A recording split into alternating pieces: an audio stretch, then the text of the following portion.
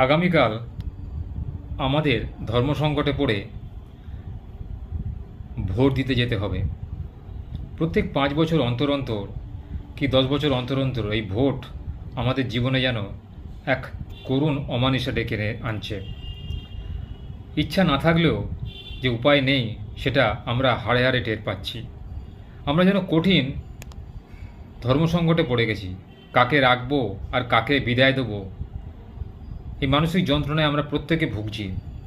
কে বেশি সুযোগ সুবিধা দিচ্ছে, কে আরও বেশি দেবে, কে সত্যি বলছে, কে মিথ্যে বলছে, কে সৎ পথে, কে অসৎ পথে, তার চুলচেরা হিসাব, তার ফলাফল আগামীকাল। বিভিন্ন রকম পার্টি রয়েছে, সেই পার্টির বিভিন্ন রকম পন্থা, বিভিন্ন রকম কার্যপদ্ধতি, কেউ সৎ, কেউ অসৎ, কেউ আবার মিশ্র। তো সব কিছু বিচার বিবেচনা করেই আমাদের প্রত্যেকের ভোট দেওয়া উচিত। এটা কিন্তু এক ধরনের ধর্ম সংকট।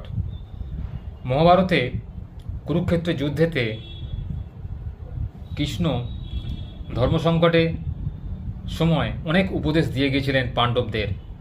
তার মধ্যে যুধিষ্ঠির, যিনি সবার বড় ছিলেন পাণ্ডবদের মধ্যে, তিনি ছিলেন বুদ্ধিমান, বিচক্ষণ এবং একজন দক্ষ রাজনীতিবিদ।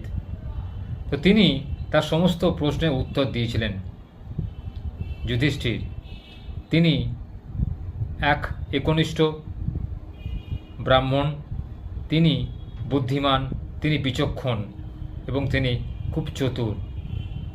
বুদ্ধি দিয়ে কী করে যুদ্ধ জয় করা যায় তা তিনি খুব ভালো রকমই জানতেন। তো বর্তমান যুগে আমাদের এরকম যুধিষ্ঠিরের মতো হতে হবে, যাতে বিনা যুদ্ধে জয়লাভ করা যায়, যাতে যুদ্ধে শত্রুপক্ষকে পরাস্ত করা যায় নিজের বুদ্ধি দিয়ে। বিভিন্ন দেব দেবী তাকে আশীর্বাদ করেছিলেন তার উপযুক্ত বিচক্ষণ ক্ষমতা, তার যোগ্যতা দক্ষতা দেখে। তো আমাদেরও প্রত্যেকের উচিত ভোট দেওয়ার আগে প্রার্থীর সম্পর্কে জ্ঞান লাভ করা। যে পার্টিকে আমরা ভোট দেবো সেই পার্টি আদৌ আমাদের জন্য কিছু করবে কি না, আদৌ আমাদের ভবিষ্যতে উন্নতি হবে কি না, আমরা আদৌ ভবিষ্যতে ভালো দিনের সূর্য দেখতে পাবো কি না, আমরা আমাদের সুযোগ সুবিধা আদায় করতে পারবো কি না, বা তারা আমাদের কত স্বার্থ রক্ষা করবে, এটা কিন্তু আমাদের দেখতে হবে।